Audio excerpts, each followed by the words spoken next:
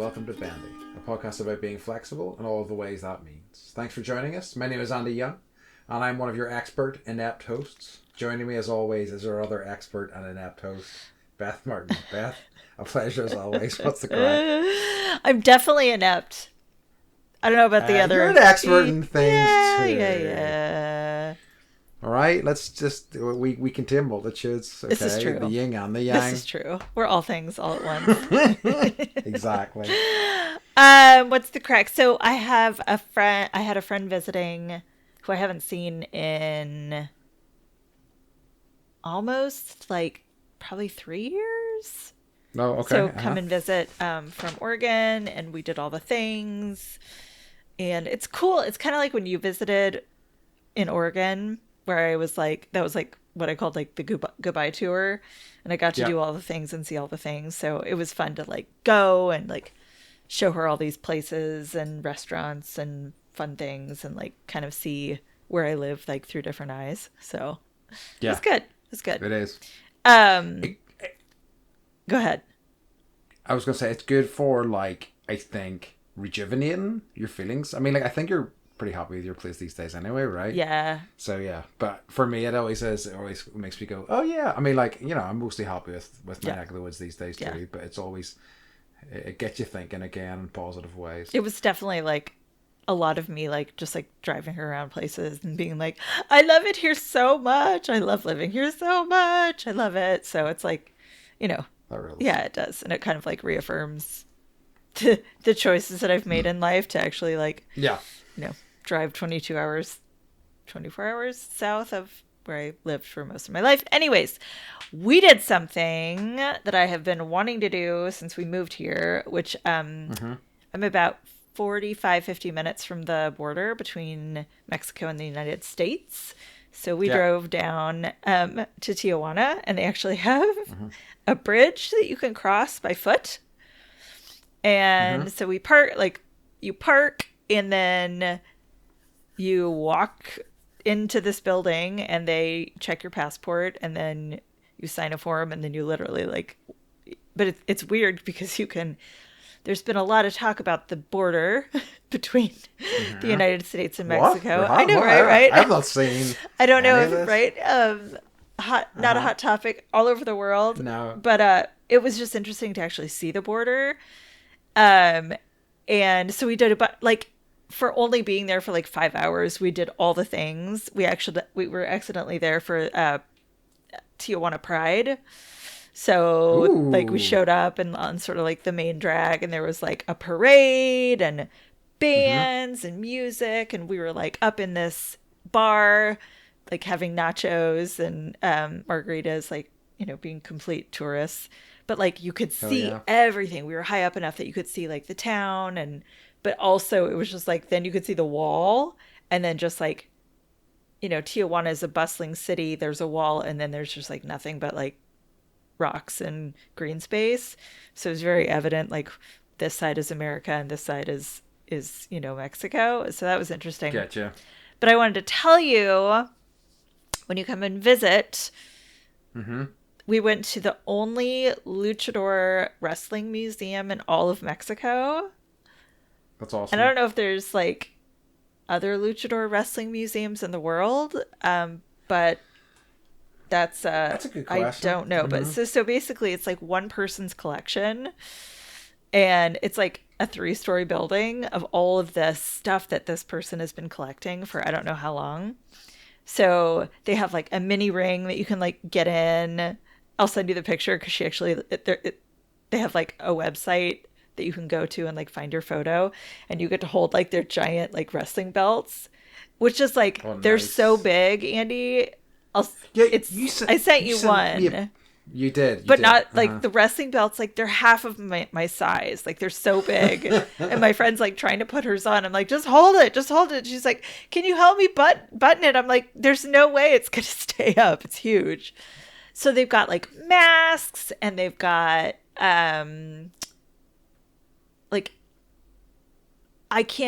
there's so much stuff. Every toy, every mask, every card. And then they have this wall. I think they call it the wall of hair. Amazing. and I took a photo of it, and then I looked on their website, and it's actually on their website. So there's like, and then there's like photos of people like covered in blood from the end of the match and like getting their hair snipped off. And like you look at this hair wall and there's probably like, I don't know, 300 different like cases of hair, and you're like, oh, that one's got blood and that one's got blood, and like, so it's like, because this is because sometimes with the masks there is a big shock of hair that's attached to them at the back. yes, Yeah. well, it's different. So I guess this was like in one of the early matches, one wrestler told the other one that if he lost, that he would let the other wrestler like shave his head basically. And oh, yeah, I think I know what this is. and so actually like the wrestler that was like, you could shave my head, won, but the other guy was like, okay, you can shave my head. And so now it's like a sign of like humiliation. So if you lose, they like get the buzzer out and like shave part of your head off, and then they keep this person who is, you know, the biggest collector of luchador paraphernalia has managed to get his hands on all this hair for the hair wall. So yeah, you're just like walking around. It's like, oh, it's a ring and masks, and then you're like, oh, it's that just literally like cases and cases and cases of bloody hair. It's kind of weird. So that is not what I thought it was going to be, because Beth had teed me up for this a little bit, and that is not what I was expecting. That's kind of insane, but it makes me want to see it all the more, to be quite honest with you. That's, and they just like have all these photos of guys like just like completely like with the shit beat out of him, covered in blood, and someone's like, all right, let's humiliate you a little bit more before you're done. It kind of adds some context to like some of the bigger US promotions have had matches like that, and I guess it adds context to that if it's something that's been happening in Mexico for like years and years. I want to say since like how interesting, 1972 or something. I'm totally get it wrong. Someone please correct me, but it was fascinating. So highly recommend if you go to Tijuana. It's so easy to walk across the border. There's like, you get a cab into town, and highly recommend this museum. And then once you left there, you just got a load of drugs, duct taped them to your body. Sure did.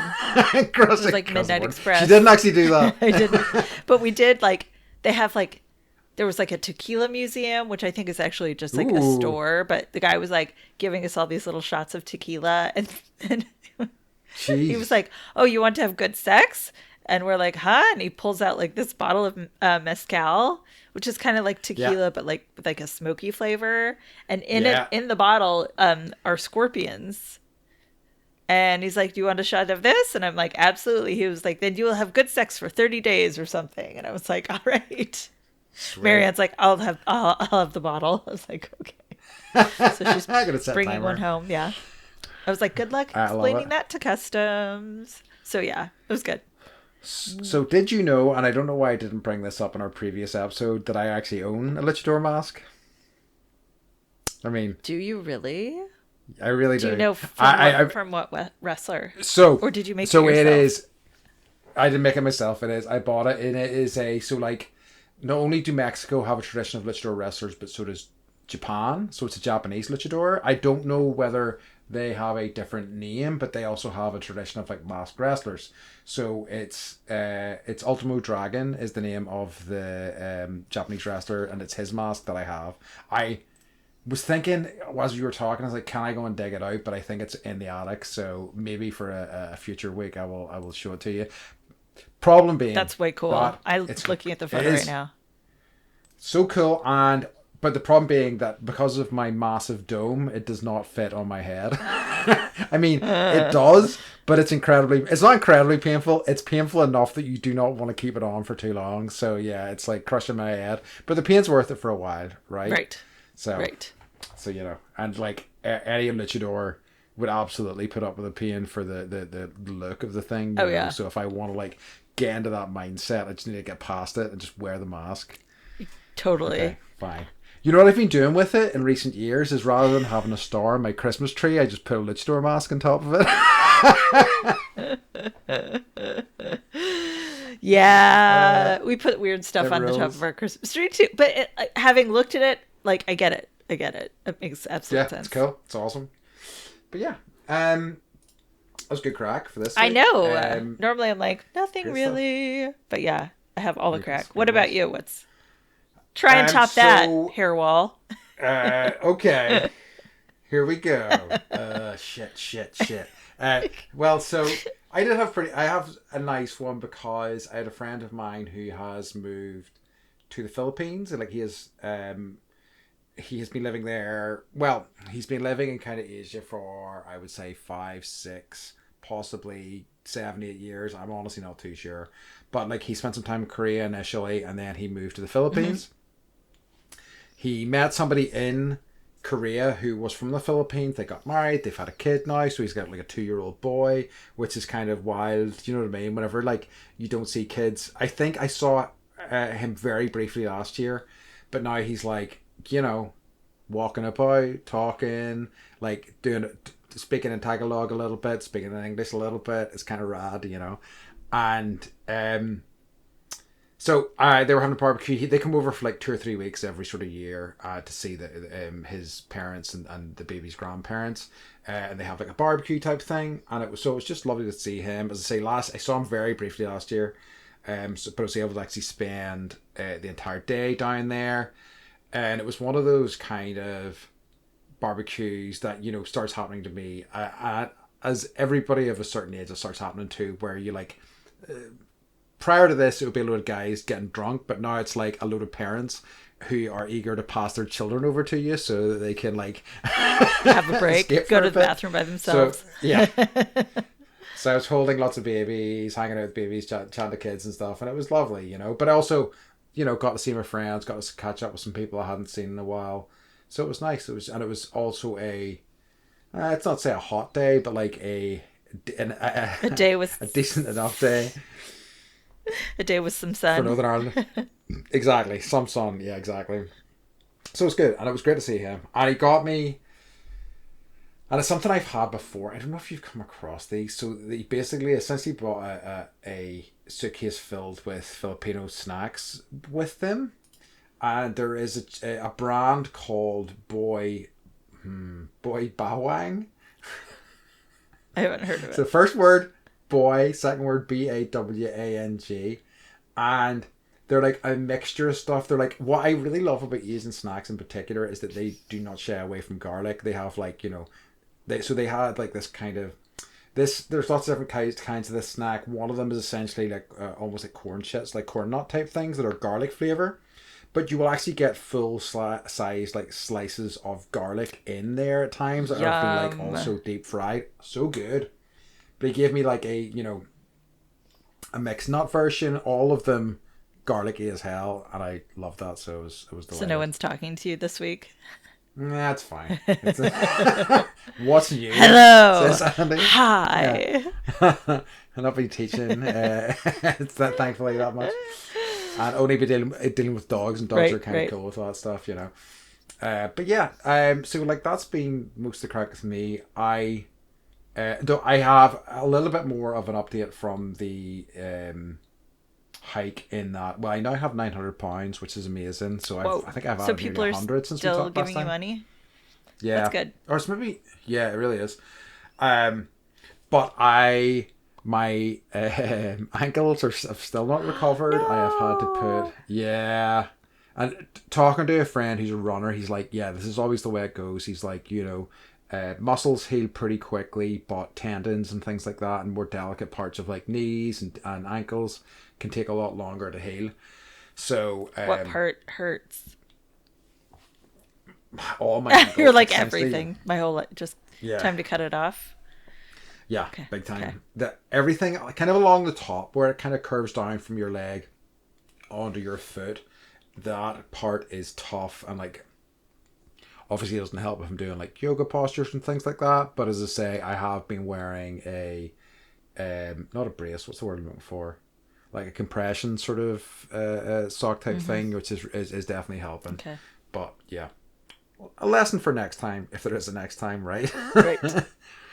The other thing as well, no good deed, that, like, blah blah blah. Well, this is exactly There was on the same day as I was doing it, I was registered as Andrew Young, and there was an Andy Young who had done it, and he did it in 6 hours 40 minutes, and loads of people have been like, oh my God, congratulations, what an amazing, yeah. yeah. Because, like, he got, like, number 4 out of everyone. And people are legitimately going, that was an amazing time. And I'm like, I wish it was me. And they're like, you should just lie. Just tell us what it was. I'm like, no, it's stolen valor. I'm not prepared to do it. So that's running, right? Someone ran that. Yeah, somebody ran that for sure. That's not walking. I was like, no. And we definitely saw some people running part of it. I think you could definitely run part of it, but I don't think you could run it all. There's not a chance. Did I tell you I have a friend who's a professional power walker? Oh, really? Wow. Yeah. Like Malcolm in the Middle. You remember that episode? I do. When he's getting into power walking and like they've got those like helmets that look like something out of Alien. Yes. But she's like Olympic power walking. Wow. And like kind of her like fourth, like she's in her late 50s. So it's a kind of like fourth career, late career kind of thing. But she gets to go like all over the world to speed walk. So that does sound familiar. I don't know if we talked about it on the pod before, but I think you've maybe mentioned it before. Now that you're talking about it, yeah, that's cool. I think that was like I love it. A car drive conversation, which we should have recorded, but whatever. No, not everything's for content. I know, right? Well, we've got to see it's true. Well, we've got to save some stuff for us. I know. Fiends. Well, I'm glad you got to see your friend and hold the babies. Me too. Babies. Yep. Babies. Get my belly, etc., etc. In my belly.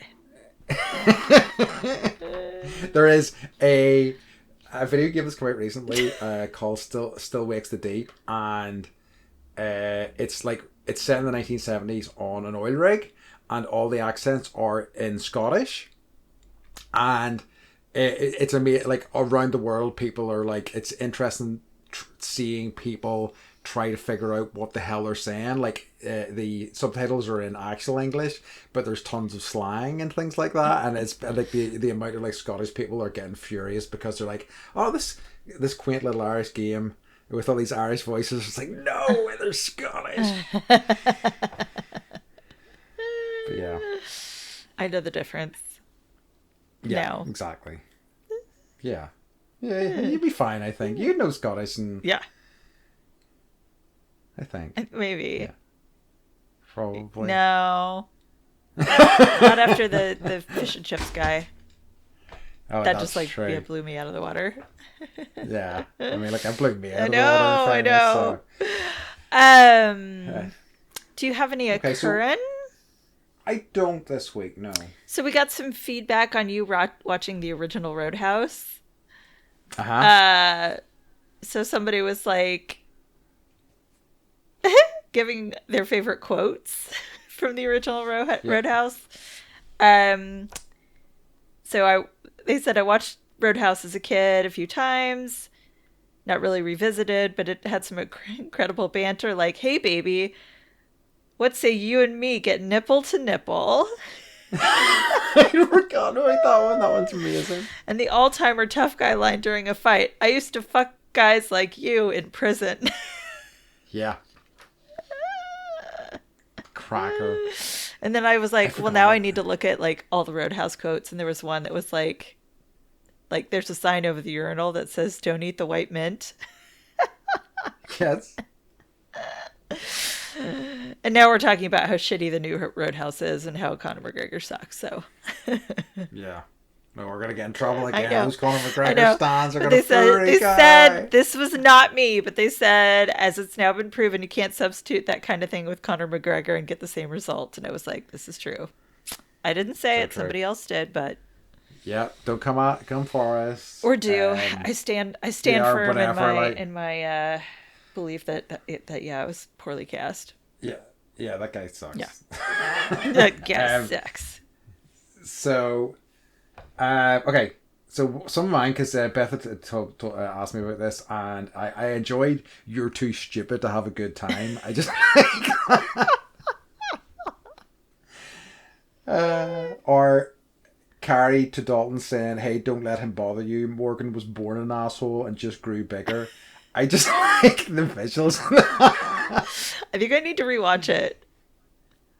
Like, I think I watched it like 6 months ago because I knew the new Roadhouse was coming out, and I was like, okay, Yeah. like, compare and contrast, and the lines are just like, you can't. It's one of these things that, like, it's interesting seeing it, you know, having not seen it, you know, until very recently, how influential it has been on other things that I've seen. And, like, the one that triggered with me most of all was at one point, and spoilers for Roadhouse, Dalton, our main character, rips a guy's throat out.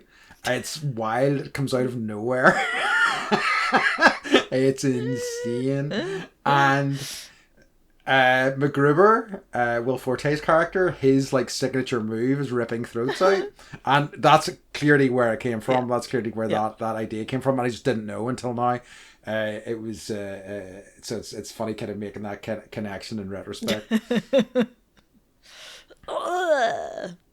Yeah, because I remember, you know, MacGruber at times has ripped 3 guys' throats out, and he was like holding up 3 throats. Guys, look, it's the triple. They call it a turkey, and everybody's like, "Oh my god, that's disgusting! What's wrong with you?"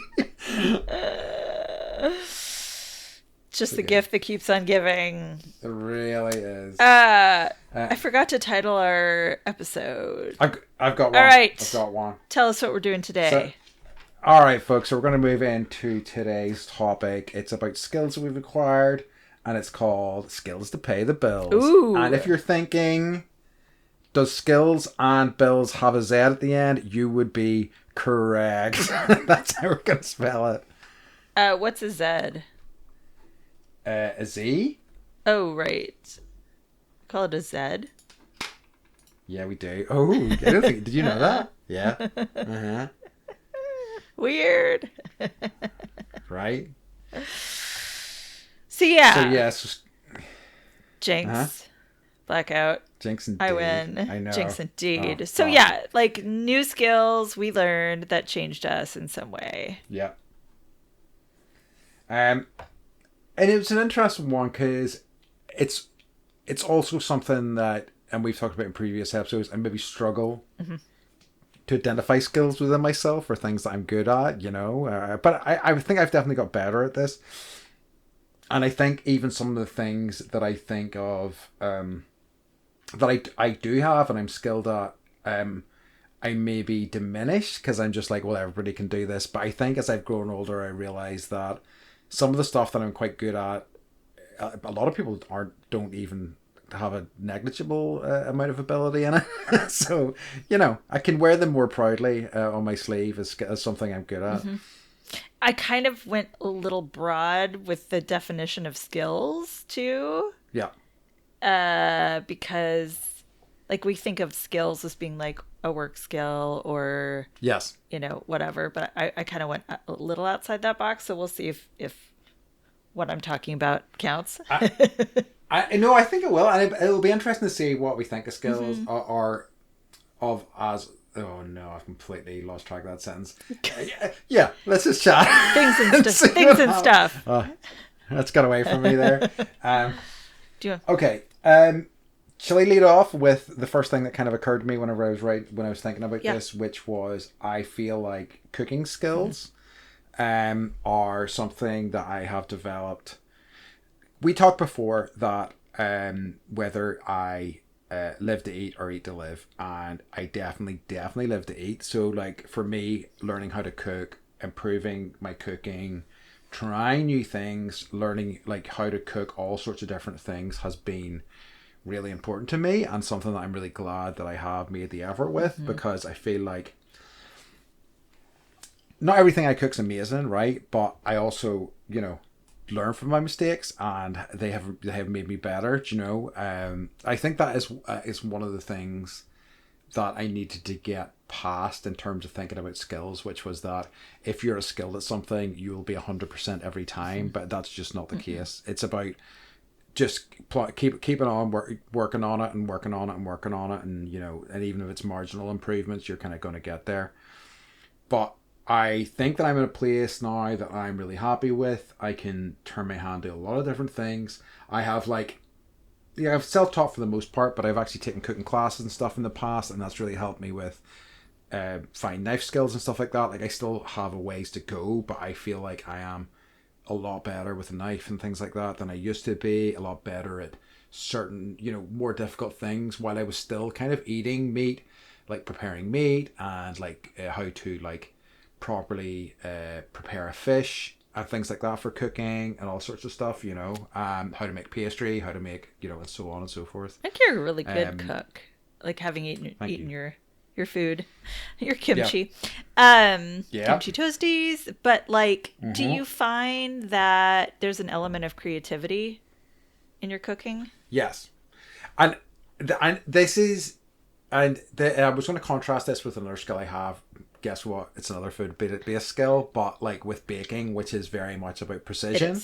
But I really love, and it is the thing that's been hardest for me to get past is with cooking, improvising a little bit, kind of throwing something in and knowing the kind of difference it will make and having the confidence to do that. But in the cooking class that I did, and this was maybe about 5-6 years ago, the thing that I learned that always made me really happy, and this is such a Northern Irish thing, was that like we would have a recipe and it would call for like 200 grams of butter, and you had a 250 gram block of butter. And the cook that we were taught with, he goes, look, see if you've got this much left over, just buck it on into the pot, just throw it on in there. Buck it on in. Buck it on in was an amazing thing to say. Made me very happy, and has been a great, and like again, this is a guy that had cooked for many years, had like cooked in like ships around the world, had like spent time in like pretty high level restaurants and stuff like that. So it's always kind of reassuring being taught with somebody from like a high skill level and seeing how they do it, and allows you to be a bit more confident in both how you have cooked in the past and like also how you will continue building on that. Also, like, do you find that you go somewhere, like when you're cooking, is it like you're focused on that one thing in that moment? Yes. And not other things like filtering in. You're like, okay, because you have to concentrate, right? Otherwise you end up putting tablespoons of salt instead of sugar in your cookies. But like, I'm noticing a trend where like this is like pre my time, but like home economics was a thing in schools. Yeah. And it's not anymore. So they taught you how to balance a checkbook and how to, cook a few things. And like kids are growing up now not knowing how to make food or how to make jam or like even freezer jam, which is super easy. But like it's kind of like it's like a lost or dying art, and I'm sad for that. Me too. Not everybody, but like it's a lot of grocery stores now are like half groceries and half like ready made. Take it home and eat it. Yeah. So it's one of the things, and that is very much the definition of the skill I was talking about at the top here, which is that I just assume everybody can cook, but honestly there's a lot of people that can't, that don't even know. I mean, they can maybe do like a grilled cheese, or they can maybe heat up something, but like very, they don't really know very much at all. So it's not something I take for granted, and I'm glad I've made the effort and continue to kind of like improve on it. Good. Okay, I have a bunch actually. I'm trying to figure out. I'm gonna say figuring out how to finish projects. Ooh, that's a good one. Yeah. So I think I've gone through a lot of life, like not actually being like, oh, I'll do this, and then like, oh, it's too hard, or like whatever. And now I'm much better about picking the projects that I'm gonna work on, and then I think part of it is just like watching Mike, who's always I just call him the finisher because like he finishes everything he starts. Wow. I know it's like it's something to behold. That's awesome. So, like even if it's something small, and like finish is a relative term also, but like I'm pretty good at knocking stuff out. Like, gonna get it. Yep. Here's the thing. I will get it done, and it's not just like I'm not gonna let it sit there and wither and die, basically. Yeah. So. That's a good one. I like that one a lot, actually. I think like, and I think That's also true to me to an extent. I think like when I think about those things, I immediately think about the bigger sort of more creative stuff that I'm trying to get done, and I'd say I have like about a 1 in like 20 hit rate with that. But I feel like that is not too strange in terms of creative processes for a lot of people. Do you know what I mean? I feel like, especially with those ideas, only some of them will come to fruition, and probably working through other sort of ideas and then maybe not going anywhere is part of the process to finishing a project as well. And also, like, finishing a project can sometimes take like a decade, and Yes, that's okay. agreed. Yeah. So I'm not trying to make you feel bad. No, you're not at all. I like that one. Okay, so I suppose I did cooking and baking there. That was a twofer, Andy. You're giving these away too easily. Okay, so I'm going to say, and I'm going to try to not encroach on a second one here as well. I think that yoga is a really valuable skill for me in recent years. Yeah. It's, you know, everybody's listening going, oh, really, Andy? You like yoga? No way. I wrote it down too. Yeah, it has to be. And, you know, both as a mental and physical practice, how important it has been for me, I think I am good at it now. I really do. Like, I think that I know what I'm doing. I understand. And, like, you know, the dividends it has paid off in terms of strength in my body, how I move my body, posture, you know, mental sort of fortitude, all of those things. And I think, you know, for years I had been trying to find a sport that worked for me and struggled to, because I'm not really a big sort of like, I'm not super competitive. There's certain things I am competitive in, but by and large, I'm not really. Competitive, like so many yeah, sports. same. I'm like, I think you and I are similar. It's like, I will never play a competitive sport. I just have it's zero interest for me. Truly. I would want you to win. It's fine. Yeah, go ahead. This is get it in. Exactly. It's like, go for it. Yeah, whatever. Okay. Does this make you happy? Okay, cool. Good for you. So that's why, you know, prior to this, the only thing that I had really connected with is swimming. It's another skill of mine, which I think I'm quite good at. I'm quite a strong swimmer. But this is good because I feel quite disconnected when I'm swimming. Whereas with yoga, especially if you're doing it in a group of people, with a group of people, you have that energy around you. Mm-hmm. You have that like concentration, that connection, but you don't necessarily. It's still quite a solitary practice, which suits me quite well. Mm-hmm. But you still feel like the energy of the people around you. Exactly. Yeah. Kind of like in a weird way, and this is like, I'm not comparing the two, but it's similar. Like when you're on stage or you're doing improv, and you've got that energy between the actors and the audience. It's just like there's an exchange of energy there. And I feel the same comes from yoga, for sure. Definitely. So yeah, that was on my list too. I love it. And like, for me, I think it was like, that's another like thing that I followed through on. And like, that was a project that I finished. Like we both got our teacher certification. Yeah. And that was a big deal. Agreed. We did the thing. And I'm proud of us. We did it. Oh, yeah. I'm going to say being my own advocate for my health. Ooh. Yeah.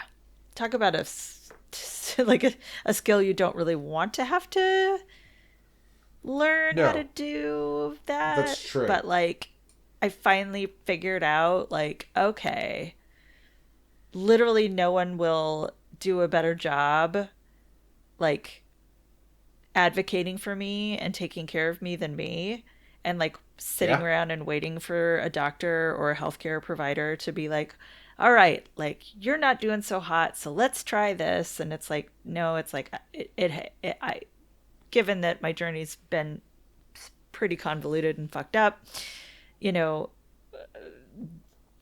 like I think Andy and I have talked about this, but like I literally write a letter for each new doctor I see where I'm like, here are my issues. You know, here's what I need from you. If this isn't going to work from your side, then I don't even want to meet, because that's gonna like stress me out and waste our time. And I'm happy to move along and find somebody else. And also, like, I think there's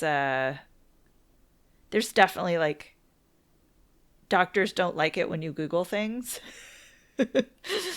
and show up, and it's you know, true. they like Dr. Google or whatever. But I find that a lot of times I'll find things that doctors haven't thought about, and then I bring that in, not necessarily saying, hey, I looked on Google and I found this, but I'm like, you know, I read an article and this could be what's going on, and maybe Yeah. this is something we can explore. So yeah, so that's a long way of saying, like, being your own boss of your own health is a really, really good thing for overall I wellness think, and health. yeah, that's a really good one. I think it's something that people don't think, you know, and I think there is a balance to be struck in terms of, you know, following expert advice, but also kind of recognizing the limitations of that, and also the restrictions that like doctors have.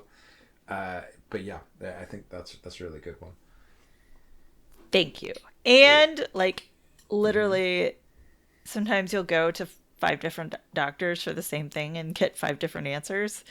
So nobody really knows anything. No, It's kind of what I no, found. So very much so. Especially in something that, you know, or not especially in, but like something that is, I think in a lot of people's minds, stuff that is kind of not set in stone necessarily, but people have a good idea of these things.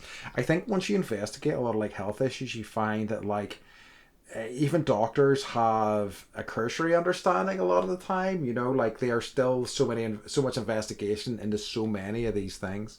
So yeah, it's definitely worth it, keeping an open mind and kind of seeing what else is out there. Okay. So, and I wonder, is this a skill? You can tell me. I feel like I have a calming presence, right? I think that's a skill that I have. Like, I think that people feel relaxed and at ease around me. I think that has helped me in a lot of the things that I've done, be that yoga teaching or just like socialization. Even though like I don't feel relaxed a lot of the time, I feel like I have that presence, that effect on a lot of other people. You know, even with animals and things like that. You know, people are like having me around. It's a tonic for them. I don't think like, and I feel like that was partially like a defense mechanism in my part, but it is something that I have cultivated. You know, that very much the idea of me wanting to treat people the way I would like to be treated is how I kind of approach people. And you know, I do treat people with like kid gloves and look out for them and try to be patient as much as I can, and that's what I want to. yeah, You know, but I think, you know, it's maybe a symptom a little bit of, you know, my mental state all of the time, but I think it is still a very kind of valuable life skill that has, you know, really paid out dividends for me as well. I would totally say that's a skill. I wrote down something similar, which is listening is as important as talking. And Yeah. I think that's part of why you have that calming effect on people. It's because you like allow space where they can talk to you or not talk, and like feel comfortable around you. Like, even just like looking at you right now, I'm like, ah, like, right? Yeah. It's like I it's like you're a human Valium. thank you. Yeah. And for a joke, as you're explaining how I'm good at listening, I really wanted to start talking over you there, but You're such an asshole. No, haha. no, but I The totally puppet like master. it's, Mm-hmm. you know, like there are people where, you know, you do hang out with them and like it does stress you out, or like, you Yeah. know, you don't feel like you can just be. Yeah. And if you find people where you can just be, like, yeah, that's a that's definitely a skill. Yeah. Everyone should be more like Andy. Yeah. 100%. All right. I be more Be Andy more with right. this fall. follow through on that project. I'm gonna say setting boundaries. Ooh. Mm-hmm. Which I've struggled with my whole life. And I think it's really like probably over the last like 5 or so years that I've really started to I mean, I knew what it meant, but I never really followed through on anything. And now I'm actually following through on things, even though sometimes it can be painful for me or others. But knowing what I can and can't, how do I say this? Knowing what I'm worth, I guess, is one thing, but Yeah. also and what I can and can allow in my life and what doesn't serve me in my life, and really like setting those things that don't serve me aside, um, and allowing other things to come in that maybe wouldn't have had space before. So it's definitely a skill that has changed my life. Yeah, I like that one. It's a good one. Yeah. It really is. I feel that is. I had something like that down as well. And I think it has become more, and it's probably true for you as well, more prominent in recent years. Probably the path that we've kind of both been on has really kind of helped develop that even more so. And I'm grateful for it because I think it really helps all aspects of your life because they can really eat away at you whenever you're not setting those boundaries, I think. And even setting And boundaries can eat away at you, but at the oh same yeah, time, it's like I think the damage is less, yes, it's true. I mean, there's always damage. right? There's always damage. is the is the headline, but it's a bit minimizing it. Right. I like it. That's a good one. Okay, so I another one from recent years, and I mean it's always something I've kind of been circling my whole life is when I learned how to write poetry about 2 or 3 years ago, because it really kind of reopened that box for me in terms of thinking about what yoga, or not yoga, what poetry, got yoga in the brain, what poetry is, and also the freedom that's kind of inherent to that kind of form of writing. And that then in turn kind of affected how I think about writing generally, and kind of really kind of opened my brain up to new ideas and kind of new sort of directions I could kind of push that in. It was like writing generally had been something that for big periods of my life I'd essentially thought that it's never going to happen for me. I don't have the discipline or this talent really, but now I've realized that that's not what it's about. Unfortunately, like in recent sort of months, I just haven't really had the time for it, but it is something that I know I will get back to eventually. And I think that had I not taken the step to figure that out in recent years, I don't think that would be the case right now. And I'm excited for like the potential of that in the future for me. Mm-hmm. I wrote something similar down, like writing poetry or like any form of like creativity like that. Um, I love, me, I love writing poetry. I had a Yeah. website going for a while that I Yeah. unpublished, but I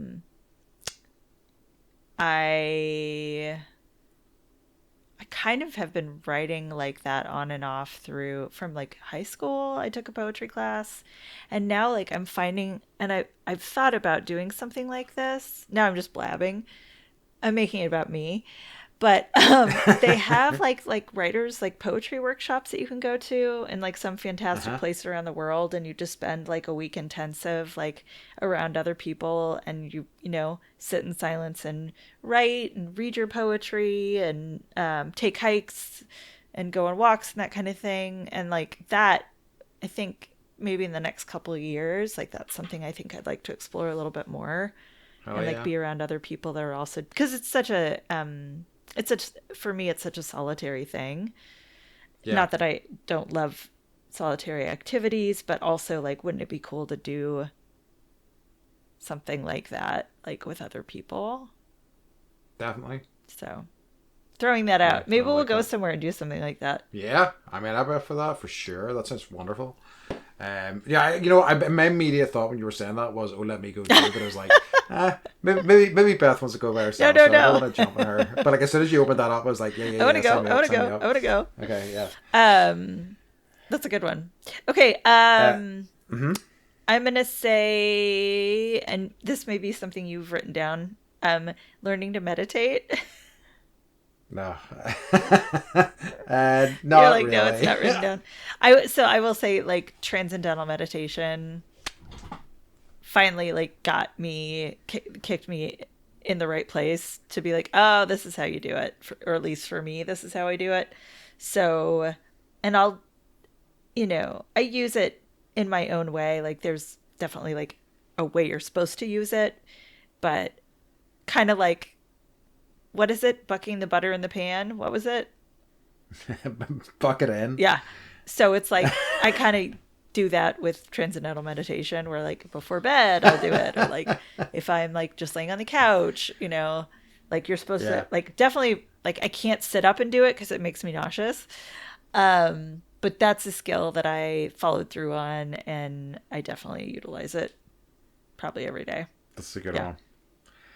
Like, and I've definitely talked about it before. It is something that I have tried in the past. I really struggle to quiet my mind completely. And I think my way in has been to reframe what I think of meditation as, and I think about it more as like if I play video games, video games that calm me at least anyway. There is a flow state that I kind of get into that I find immensely calming to my brain. Yeah. So yeah, I like that. It's a good one.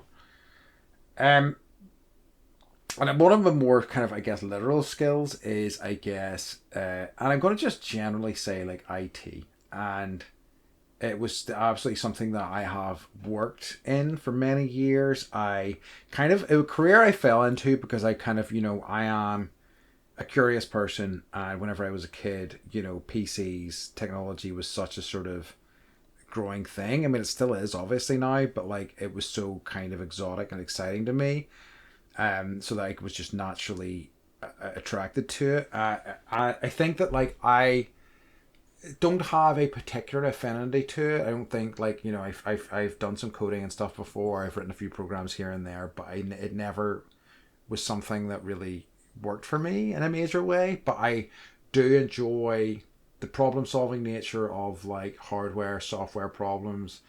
And even though like a lot of the sort of very kind of narrow skill set that I had is gone, I still think I can approach a lot of those sorts of things in a sort of a way to kind of I've got to kind of figuring them out. You know what I mean? If I can be patient and take my time, it has, and it's something that serves you so well in this kind of day and age. Because like there is so many.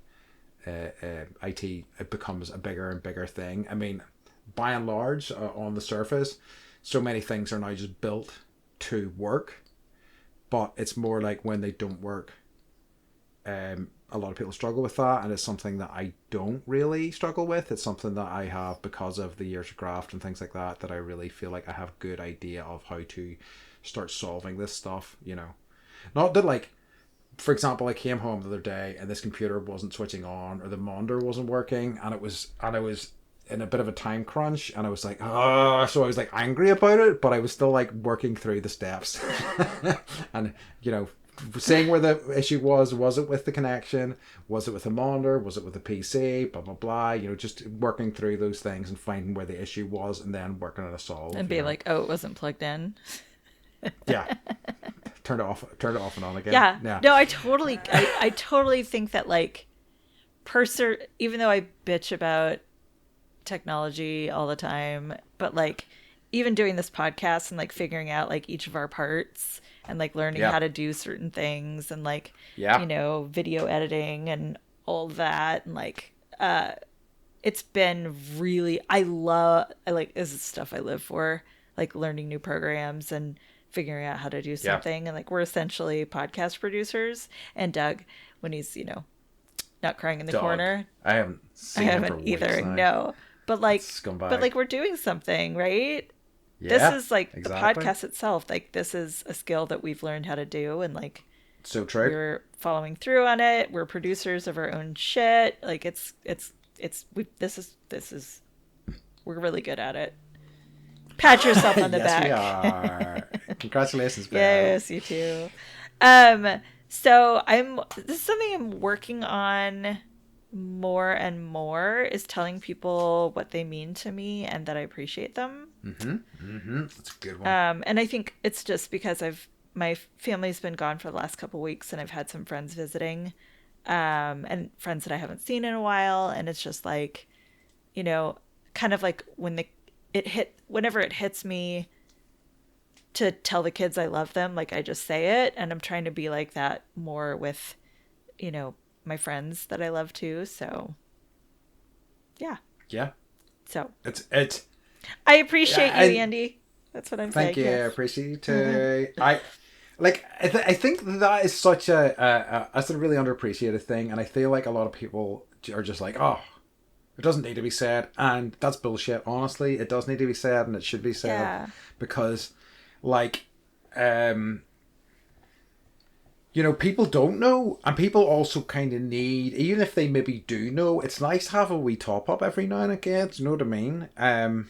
Like I've seen some great sort of like memes and stuff in recent years where it's like tell people you love them, tell them all the time, make it irritating. Yeah, right. and that's the way it should be, honestly. Because like it's nice, and we all have moments of like doubt as well, and those little things, as big or as small as they may be, can make a lot of difference. Agreed. So yeah, it's a good one. Yeah, I'm working on it. Okay, I have mostly, hard skills, I guess, now.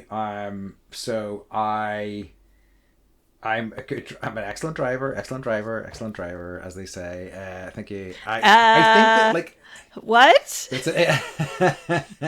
This is another good one where I would say, like, Excellent how?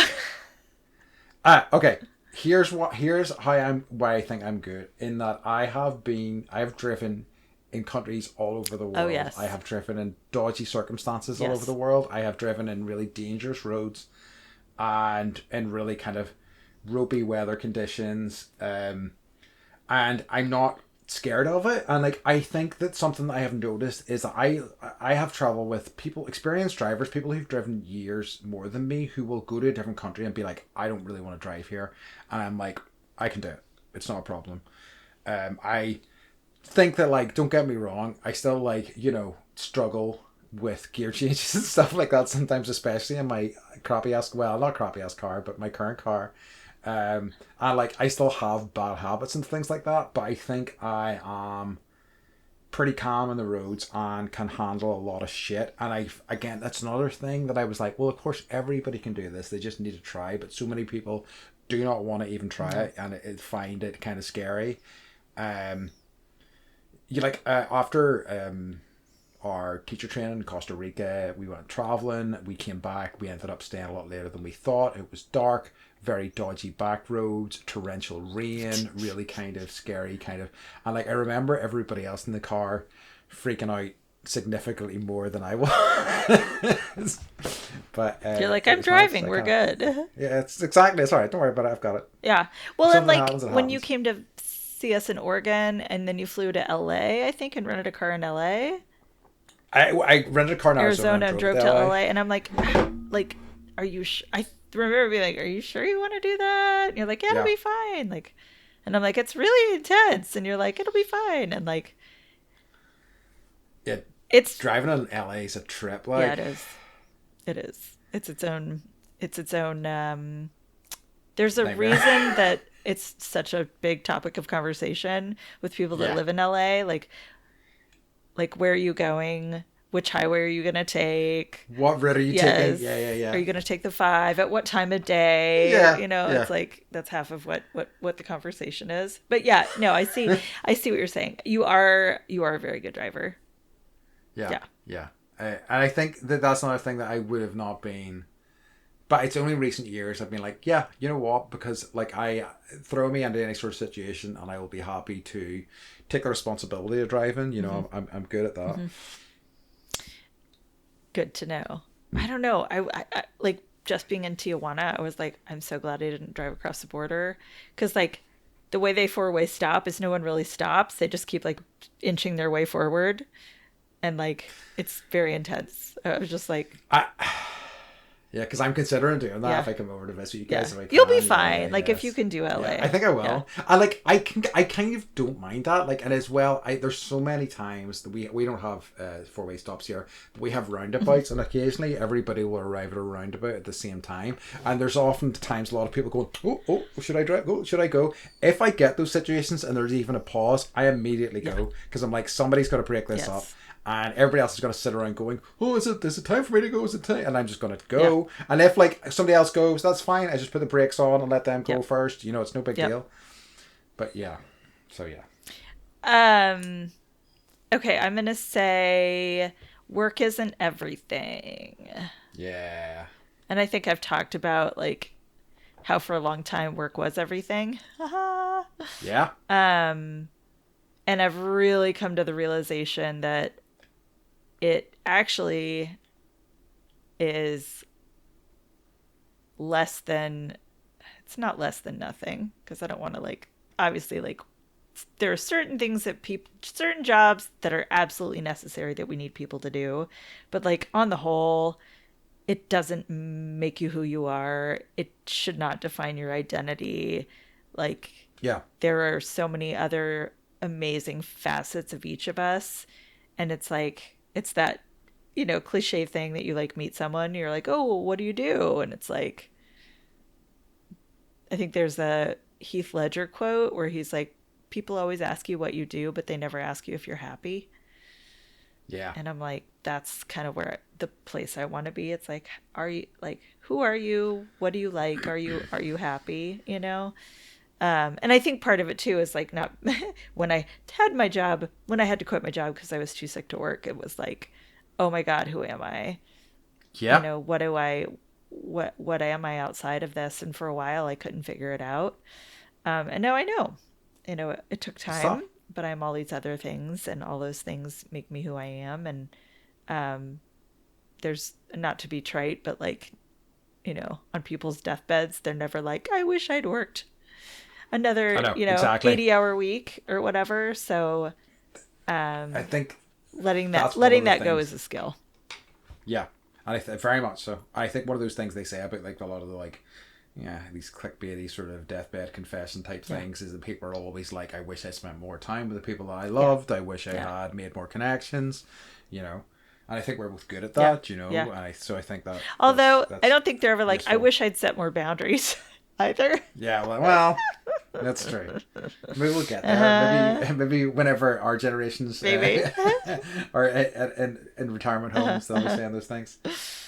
Okay, so like I think I really don't have loads more, but what I have Let's see, just pick one more each.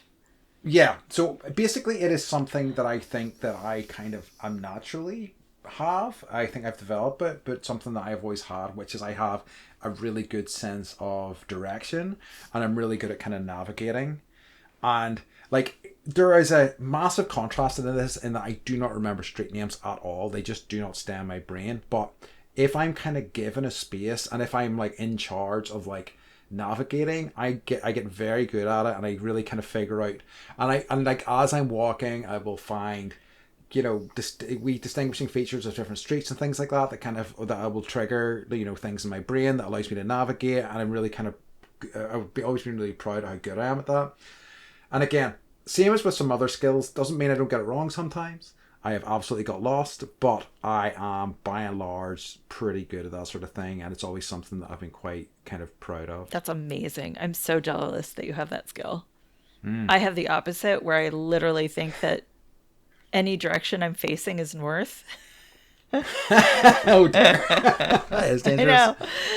So usually when I'm like, I think I know where I'm going, like where I'm going is the opposite direction of where I need to be going, literally. Getcha. So I have none. I always talk about this. Like I was talking to my friend about this the other day. Like if we didn't have things like modern technology and glasses and like braces, like I would be hairy. I would have like a mustache and a unibrow and like horrible teeth, and I would be blind and like and then I would be walking in the wrong direction. Whereas me being a genetic revenge or whatever. No change, right? No. Just crazy as a fucking carrot. Apart from that. Okay, my last one. Let's see. Never stop learning something new. Yeah. Like I'm always obsessed. And granted, like whatever I'm obsessed with isn't like gonna better the world in any way necessarily. You know, I'm like, right.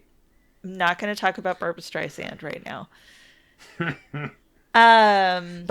But like I get obsessed with things, and then I'll learn as much as I can about, you know, the person or whatever the thing is, like yoga, and go as far as I can. And I hope to do that my whole life, because I think that's going to keep my brain fucking plump and gorgeous.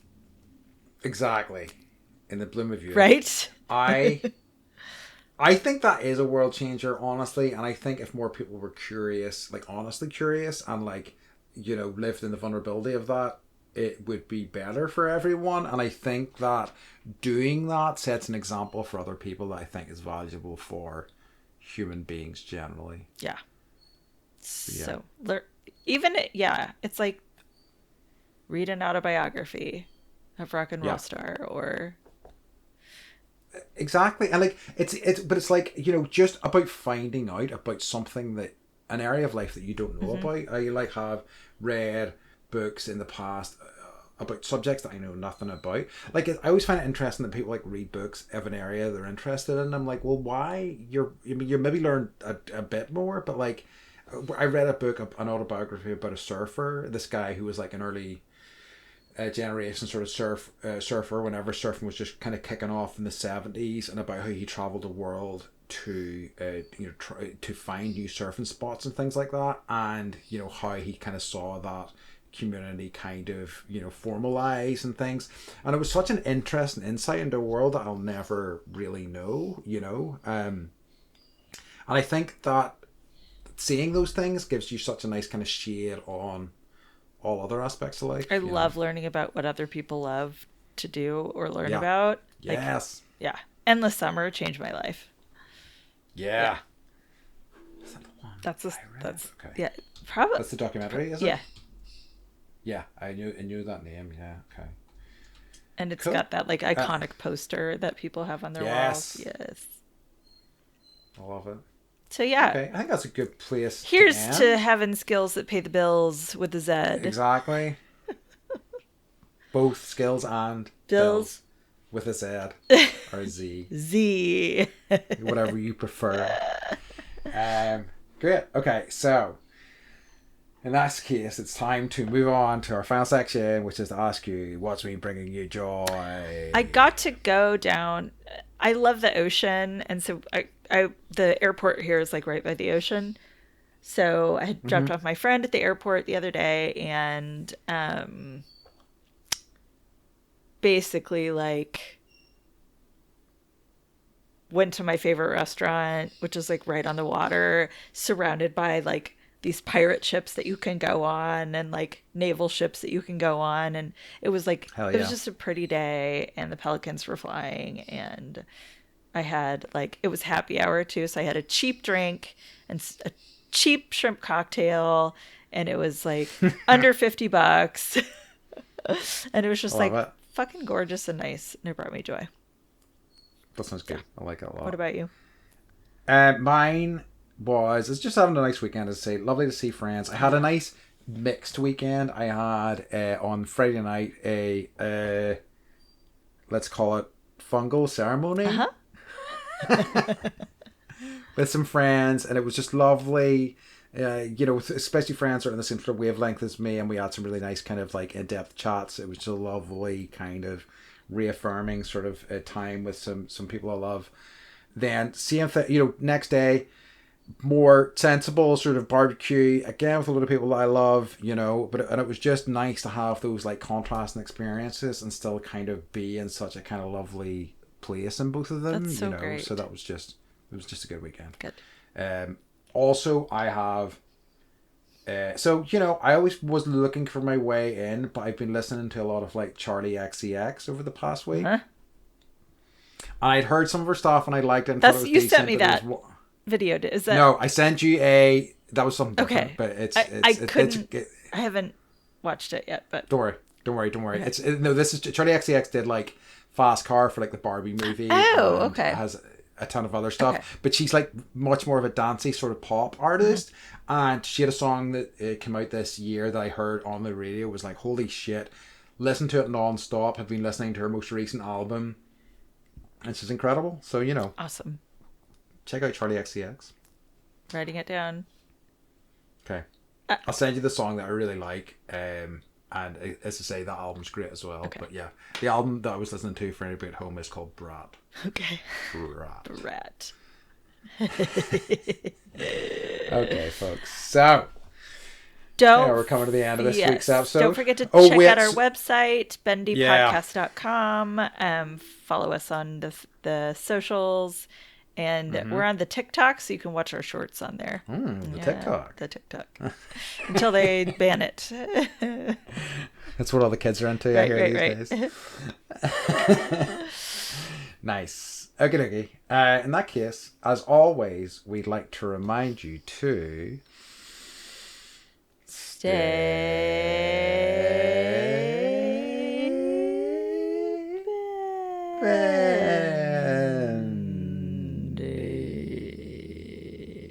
was kind of like an this time. I was thinking or wait, Damn it. All right, whatever. Goodbye. We love you. Bye. We love you. Bye. Bye.